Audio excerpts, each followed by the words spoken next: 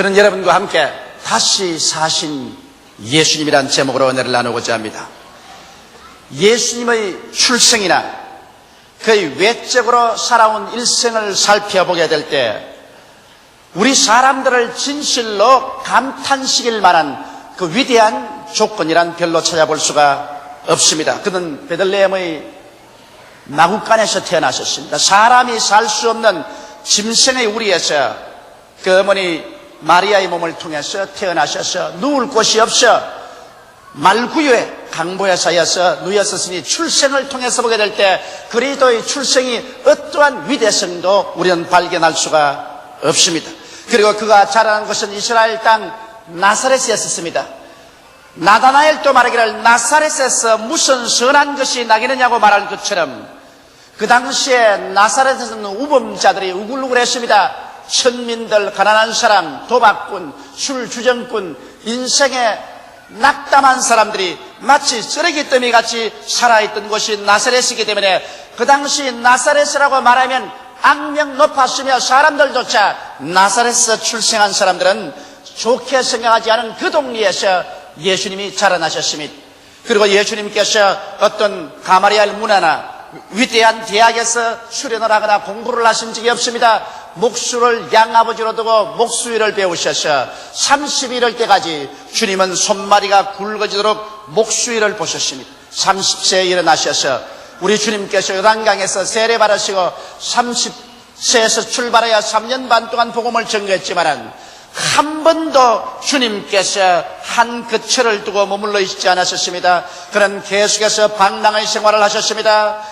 여우도 굴이 있고 산새도 들집 있지만 인자는 머리 둘 곳이 없다고 주님께서 말씀하셨습니다. 방랑의 생활이 끝날 쯤 되어서 주님은 잡히어서 그간 무도한 강도들 사이에 주님께서 함께 형벌을 받으셨습니다. 십자가에 못 박여 죽었다는 것은 절대로 영광스러운 죽음은 아니었습니다. 그러므로 예수 그리스도의 이력서를 살펴볼 때 그 출생 성분이나 그리고 그 교육이나 그의 생활이나 하나도 그 자체로는 그가 구주가 될 수 있다는 증명서가 될 수가 없었습니다. 그럼에도 불구하고 오늘날 전 세계는 그의 태어나심을 기점으로 하여 세계의 연대를 정하고 서구를 중심으로 한 온 인류 사회가 그리스도의 태어남을 통해서 그 일생에 우리에게 가르친 교훈으로 말미암아 지대한 영향력을 미치고 있는 것입니다. 오늘 예수 그리스도 영향력을 배제해버리면 근대 문명은 그 뿌리채 없어지고 말 그러한 정도의 영향력인 것입니다. 그 이유는 도대체 어디에 있을까요? 사도 바울은 로마서에서 이렇게 대답하고 있습니다. 이 아들로 말하면 육신으로는 다윗의 혈통에서 나셨고 성결의 영으로는 죽은 자 가운데서 부활하여 능력으로 하나님의 아들로 인정되셨으니 곧 우리 주 예수 그리스도시니라. 예수 그리스도의 부활 사건만이 예수께서 참된 하나님이시여 참된 사람이며 온 인류의 구주가 되신다는 증거를 세울 수가 있는 것입니다. 예수께서 만일 부활하지 아니하시더라면 그리스도의 일생은 이미 역사의 페이지에서 까맣게 잃어버린 사건이 되어버리고 말았을 것입니다. 예수 그리스도의 부활 사건을 우리가 알아보는 것은 이와 같이 중요한 것입니다. 첫째로 예수님의 부활은 사복음서를 통해 볼 때 이와 같았습니다. 예수께서 금요일 날 아침 9시에 십자가에 못 박이셨습니다. 12시가 되자 하늘이 어두워졌습니다. 해도 빛을 비치지 아니하고 산천초목이 떨었고 시인이 땅을 흔들었습니다. 예수님께서 오후 3시가 되시자마자 목마르다 하시고 또 주님께서 엘리 라마 사박다니 하나님이여 하나님이여 어찌하여 나를 버리시나이까 탄식하시고 난 다음 주여 내 영혼을 주의 손에 부탁하시리라고 그 영혼이 떠나가셨습니다. 유대민족들은 그 이튿날이 6월절이라 안식 이름으로 말미암아 안식일 날까지 시체를 달아놓는 것을 원하지 아니하셨습니다. 그래서 로마 총독에 가서 죄수들을 빨리 안식 전에 처리하기를 요구받았고 그것을 허락받았습니다. 이래서 로마 군인들은 예수 그리스도의 우편 강도와 좌편 강도가 빨리 죽게 하기 위해서 그 다리를 찍었습니다. 그러나 예수님께 오니까 예수님은 이미 운명하신지라 한 사람이 창으로서 옆구리를 찌르니까 예수님의 옆구리에서 물과 피가 쏟아져 나오셨습니다. 아랫마대 요셉이 빌라도의 허락을 받아서 예수님의 시체를 십자가에서 내렸었습니다. 마침 그때 니고데모도 침향과 향료를 가지고 와서 예수 그리스도의 몸에 바르고 수의를 입혀서 예수 그리스도를 바로 그 십자가 못 박인 골고다산 옆에 있는 정원 동산의 아리마대 요셉의 무덤에 안장을 하고 큰 돌로서 그 무덤 문을 막아버렸습니다. 그래서 그들은 안식일을 지키고 난 다음 안식 후 첫날 일찍이 예수 그리스도의 여제자 중에 마리아와 막달라 마리아와 또 다른 여인들이 함께 예수 그리스도의 몸에 향료를 뿌리기 위해서 그들은 골고다 산정을 향해서 올라오고 있었습니다. 그러면서 그들은 서로 의논했습니다. 그 무덤에 맡겨놓은 큰 돌을 누가 굴러낼 수 있을까? 또 무덤에는 로마 군인들이 철통같이 수비하고 있었습니다. 예수께서 죽은 지 사흘 만에 부활한다는 그 말을 제 아들이 알고 있고 또 유대인들도 알고 있었기 때문에 유대인들이 로마의 빌라도에게 부탁해가지고서 군인들을 보내서 그 무덤 문에 인장을 치고 군인들이 지키고 있었습니다. 어떻게 해서 그 무덤 문을 옮기고 예수님의 몸에 향유를 부을까 하고서 걱정을 하고 올라가는데 갑자기 지진이 나서 산이 내어 흔들리기 시작했습니다. 그러고 난 다음에 여인들이 가보니 이미 무덤 물은 굴러졌는데 그게 번갯불 같은 모습을 하고 흰 옷을 입은 천사가 앉아 있었습니다. 무덤을 수직하는 군인들은 얼굴이 사색이 되어서 죽은 자와 같이 되어서 벌벌 기어 나오고 있었습니다. 여자들이 의안이 벙벙해서 쳐다보고 있는데 천사들이 여자에게 말했었습니다. 너희가 산자를 죽은 자 가운데서 찾는 자다. 나사렛 예수 그리스도는 여기 계시지 않고 이미 부활하여 제 아들보다 앞서서 갈릴리로 가신다고 하라. 제 아들이 이 소식을 듣고 너무 놀라서 제 아들에게 이것을 보고하기 위해서 뛰어가는데 막달라 마리아는 발이 빨라서 더 앞서서 뛰어갔었습니다. 막달라 마리아는 베드로와 요한이 있는 곳에서 문을 들었습니다. 베드로와 요한이 예수 그리스도의 시체가 사라졌다. 천사가 우리에게 말씀하기를 예수께서 부활하셨다 하셨다. 베드로와 요한이 일어나서 그들은 있는 힘을 다하여 예수님이 묻힌 동산으로 뛰어가셨습니다. 요한이 먼저 갔지만 나이가 어려서 겁이 나서 무덤에 못 들어가는데 뒤따라온 베드로는 곧장 무덤으로 들어가서 보니까 예수님의 노인 자리에 시체는 온데가 안 되었고 예수 그리스도가 입었던 수의가 잘 개어져서 포개어져서 머리맡에 놓여 있었습니다. 두 사람이 그것을 보고 이하에 여기고 떠나가 버리고 말한 것입니다. 그러고 난다 막달라 마리아는 혼자 남아서 울면서 그는 무덤 안을 들여다보니까 예수 그리스도가 누웠던 머리 위에와 아래 천사 둘이가 앉아있는 것을 보았었습니다. 그러자 뒤에서 누가 있는 것 같아서 막달라 마리아가 울면서 말했습니다. 동산직인 줄 알고 만일 당신이 우리 주님의 시체를 옮겼었으면 내게 알려주소서 내가 인수하겠나이다. 그런데 그 뒤에서 마리아여 부른 음성을 들으니까 분명히 예수님의 음성이거든. 마리아가 돌아서 보니까 부활하신 예수님이 서 계셨습니다. 너무 감사해서 선생이야 하고 끌어안으려고 하니까 예수님께서 내 몸에 손을 대지 말라. 나는 아직 하늘에 올라가지 아니했다. 그러나 곧 제자들이 가서 나의 아버지 너희 아버지 나의 하나님 너희 아버지께로 내가 간다고 하라. 막달라 마리아가 이 소식을 전하기 위해서 기뻐서 뛰어내려가는데 다른 여자들이 제자들에게 가는 도중에 예수께서 그들에게 나타나셨습니다. 안녕하뇨. 제자들이 그를 보고 너무 놀라서 여자들이 예수 그리스도의 발을 끌어안고서 그 발에 입 맞추고 주님을 경배하고 감사하셨습니다. 제자들이 와서 제자들 모인 곳에 와서 이 소식을 전해도 제자들은 여자들이 히스테리가 걸려서 잘못된 영상을 보았다고 생각하고 도무지 믿어주려고 하지 않으셨습니다. 바로 그럴 때 두 제자가 예루살렘을 떠나서 거기에서 한 7마일 밖에 있는 엠마오로 내려가고 있었습니다. 그들은 마음에 낙심천만되었습니다. 예수께서 이 세상에 오셔서 자기들을 구출할 줄 알았는데 그러지 못하고 떠난 것을 생각하고 너무나 마음에 낙심이 되어서 울적해서 그들은 떠나가고 있었습니다. 그런데 갑자기 한 분이 길에서 동행을 하게 되었습니다. 당신들은 무엇을 그렇게 염려하며 울적하게 생각하느냐 물었습니다. 아니 당신은 예루살렘에 오면서 근래 예루살렘에서 일어난 사실을 모릅니까?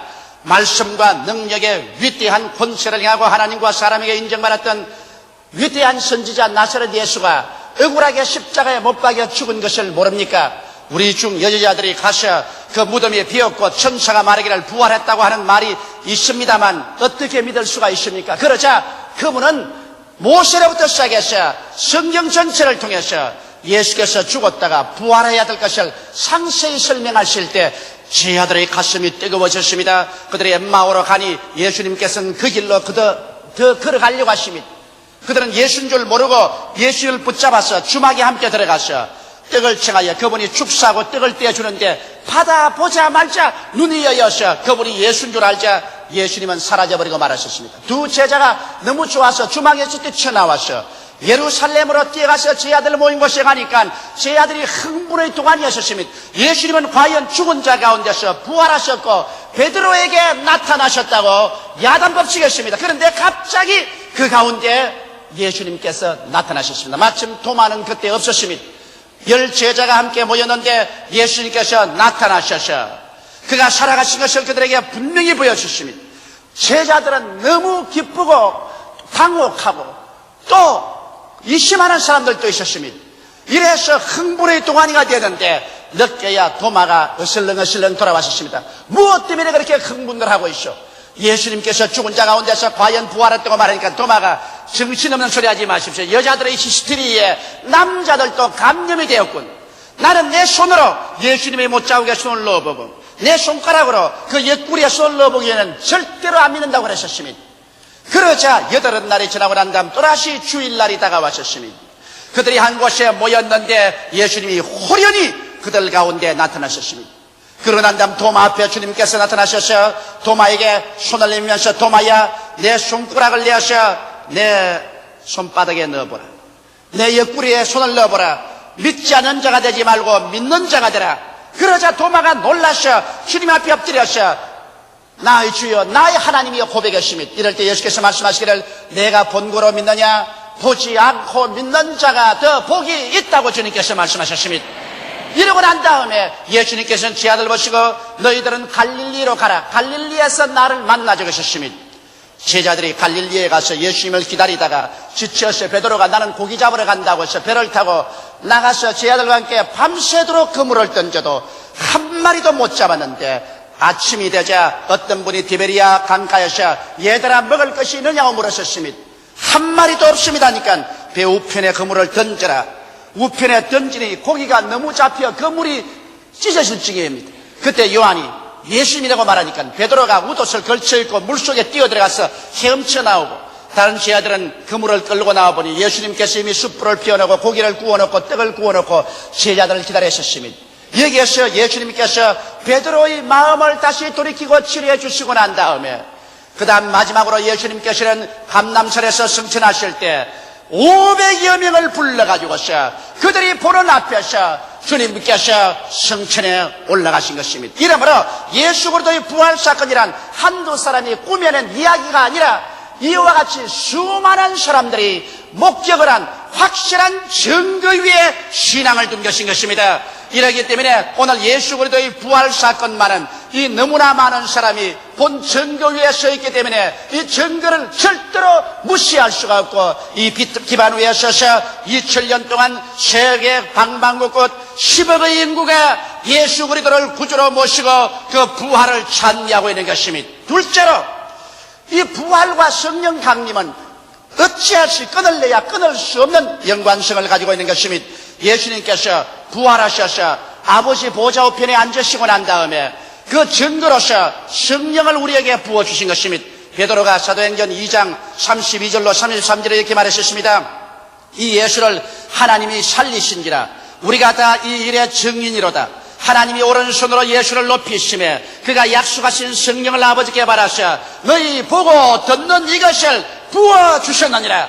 예수님이 부활 성천 안 하셨으면 성령은 우리에게 부어주실 수가 없습니다. 예수께서 죽은 지 3일 만에 부활 성천하시기 때문에 그 십자가에 흘린 피로서 아버지 제란에 가서 인류의 죄를 다 속였으므로 이제 죄사함을 받은 사람들에게 하나님의 성령이 선물로 주어줄 수가 있는 것입니다. 이러기 때문에 오순절날 주님께서 성령을 받아서 제 아들에게 부어주시며 갑자기 그들이 성령으로 충만함 받자마자 살아계시고 부활하신 예수께서 그들 곁에 그들 안에 그들 위에 함께 있는 것을 절실히 체험하고 난 다음에 부인할래야 부인할 수가 없어서 문을 박차고 나가서 예수님은 부활했다고 외칠 수밖에 없은 것입니다. 오늘날 성령께서 우리에게 임하시면 성령은 우리에게 예수께서 우리와 함께 계신 체험을 절실하게 허락해 주십니다.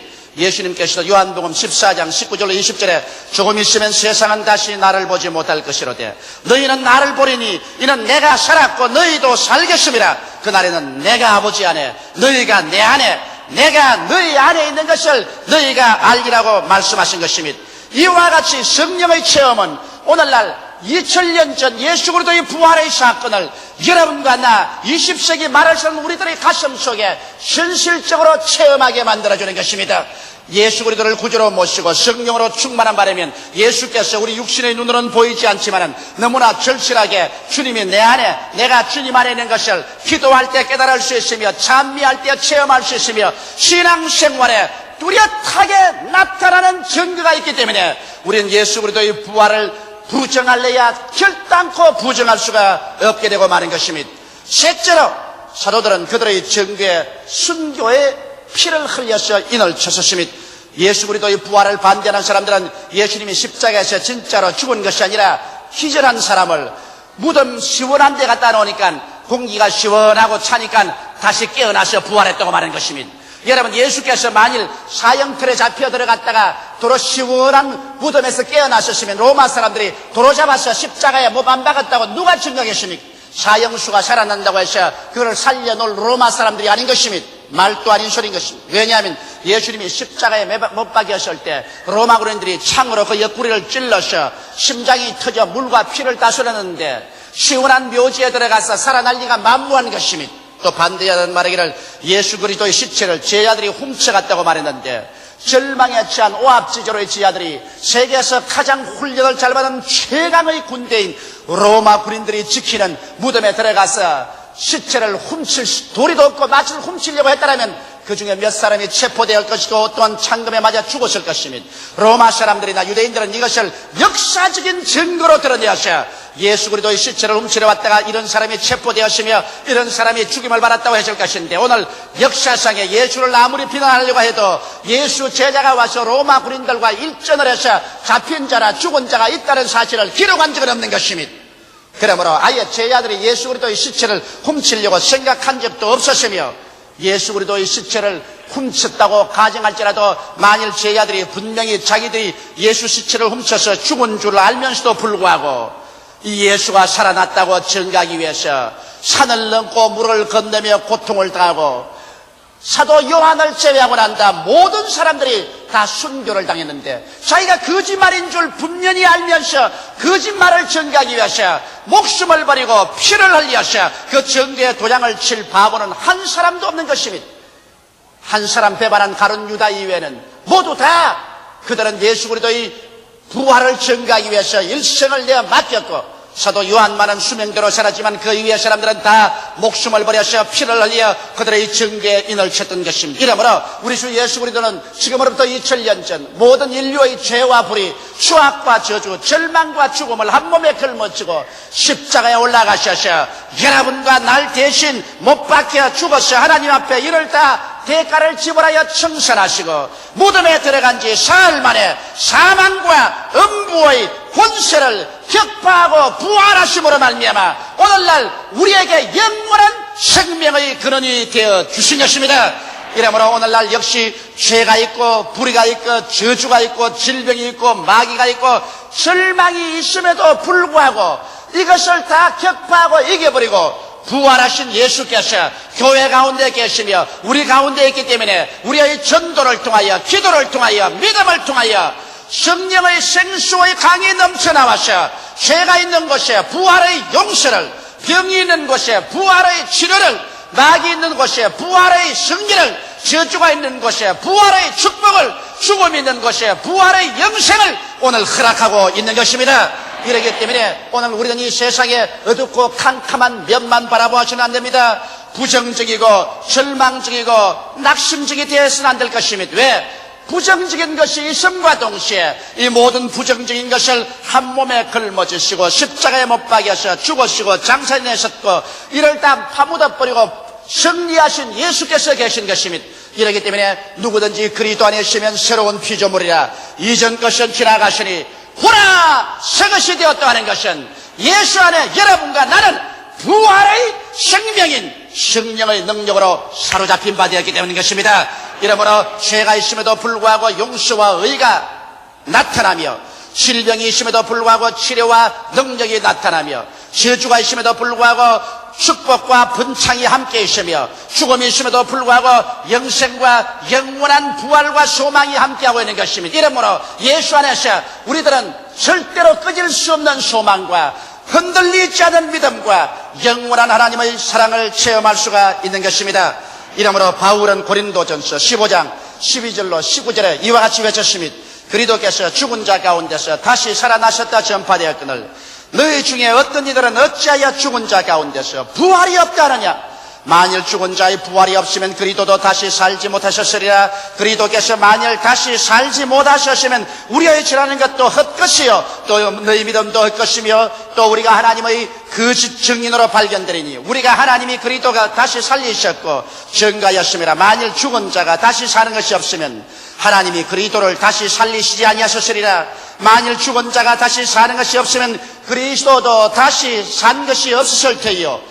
그리스도께서 다시 사신 것이 없으면 너희 믿음도 헛되고 너희가 여전히 죄 가운데 있을 것이요 또한 그리스도 안에서 잠자는 자도 망하였으리니 만일 그리스도 안에서 우리의 바라는 것이 다만 이생뿐이면 모든 사람 가운데 우리가 더욱 불쌍한 자로다. 바울 선생은 우리가 바라는 것이 이생뿐이 아니라는 것입니다. 그리스도가 부활하셨으므로 이제는 죄와 질병, 저주와 절망, 죽음과 이별하느냐 고하는 것이나 앓는 것이 없는 영원한 부활의 승리가 꽉 들어찬 세계가 우리에게 약속되어 있다고 말하고 있는 것입니다. 그렇기 때문에 바울 선생은 우리의 희망을 고린도전서 15장 51절로 55절에 이와 같이 외치고 있습니다.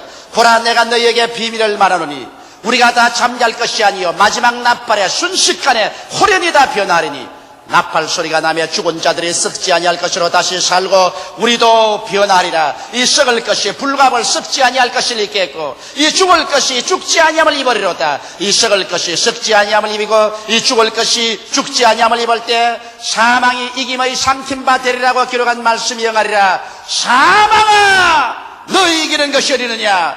사망아 너희 쏘는 것이 어디 있느냐. 바울은 이렇게 외치고 있는 것입니다. 예수 그리스도의 부활은 여러분과 나의 부활의 확정입니다. 예수께서 하늘의 미랄이 되어 땅에 떨어져 부활했기 때문에 그 씨앗을 받은 여러분과 나도 모두 다 주님 강림하시는 날에 부활하게 될 것이겠습니다. 여러분과 나는 남녀노유 빈부 귀천할 것 없이 썩어질 몸이 영광스러운 몸으로, 추한 몸이 광명된 몸으로, 약한 몸이 강한 몸으로, 육의 몸이 신령한 몸으로 예수 그리스도의 모습을 닮아서 부활하여 새 하늘과 새 땅과 새 예루살렘에서 그리스도와 함께 영원히 살게 됐을 것입니다. 이 희망은 우리 눈앞에 가까워하셨습니다. 주의 강림이 눈앞에 가까워하시므로 우리가 부활절 예배를 볼 때마다 이제는 금년이 마지막이 아닐까, 이와 같은 감격적인 기대가 가슴 뿌듯하게 되는 것입니다. 이렇기 때문에 바울 선생은 고린도전서 15장 58절에 이와 같이 우리에게 권면하고 있습니다. 그러므로 내 사랑하는 형제들아, 견고하며 흔들리지 말고 항상 주의 일에 더욱 힘쓰는 자들이더라. 이는 너희 수고가 주 안에서 헛되지 않을 줄 알미니라. 세상 사람들은 우리가 아침에 일찍 일어나서 기도하고 우리가 살 때도 주님 중심으로 살고 열심히 하나님 섬기며 11조를 드리고 열심히 전도하는 것을 보고 어리석다고 말하고 있는 것입니다. 그러나 바울은 그렇게 말하고 있지 않습니다. 바울은 말하기를 우리의 신앙이 견고하고 흔들리지 말며 더욱 주의 일에 힘쓰는 자가 되라고 말한 것입니다. 왜냐하면 우리의 수고가 주 안에서 절대로 헛되지 아니한다는 것입니다. 주께서 호령과 천사장의 고함과 하나님의 나팔로 신이 하늘로 쫓아 강림하실 때 그날에 여러분과 내가 주를 위해서 수고한 대로 주님께서는 수고의 그 대가로서 하나님의 영광으로 갚아주실 것입니다. 어떠한 사람은 하늘의 태양같이, 어떠한 사람은 달같이, 다른 사람은 별같이 그 일한 대로 영광을 받아 영원하고 영광스럽게 찬란하게 빛나게 될 것인 것입니다. 예수님은 부활하셔서 오늘 이 시간에 여러분과 나와 함께 계십니다. 두 손을 활짝 펴시고 말씀합니다. 수고하고 무거운 짐진 자였다. 내게로 오라. 오늘 내가 너희를 쉬게 하여 주리라고 말씀하시는 것입니다. 이 시간에 우리 마음과 몸을 다 들고 예수님 앞에 나오십시다. 다 같이 고개 숙여 기도드리겠습니다. 살아계시고 영화로우신 우리 아버지 하나님, 우리의 모든 죄악과 질병, 저주와 절망과 죽음을 한 몸에 걸머지시고 무덤에 들어가서 이를 다 청산해버리시고 사흘 만에 부활하셔서 새로운 생명, 새로운 세계의 원천이 되어주신 예수님 감사하옵나이다. 이제는 죄가 있음에도 불구하고 질병과 죽음, 슬픔과 고통, 불의와 추악이 있음에도 불구하고 우리가 소망찬 것은 이미 승리가 우리 가운데 예수 그리스도의 부활로 말미암아 와 있기 때문이로소이다. 하나님 아버지, 예수 안에서 이미 모든 부정과 부조리와 부패는 다 정복되고 극복되어 버렸습니다. 예수 그리스도의 부활은 우리 사회 속에 점점 더 밝고 맑고 환한 하나님의 생명으로 불타오르게 하며 종국에는 생명이 모든 사망을 삼켜버리고 우리 가운데 영광스러운 하늘나라가 임할 것을 우리는 알고 있사오니 감사합니다. 부활하신 예수님이여 그 부활의 능력으로 모든 성도를 점령하여 주시옵소서. 오늘 한 사람도 남김없이 영원히 잘됨같이 범사에 잘되며 강건하게 만들어 주시옵소서. 부활의 생명으로 넘쳐나서 이 생명을 만방에 나누어 주게 되게 도와주시옵소서. 예수님 이름 받들어 기도하옵나이다. 아멘.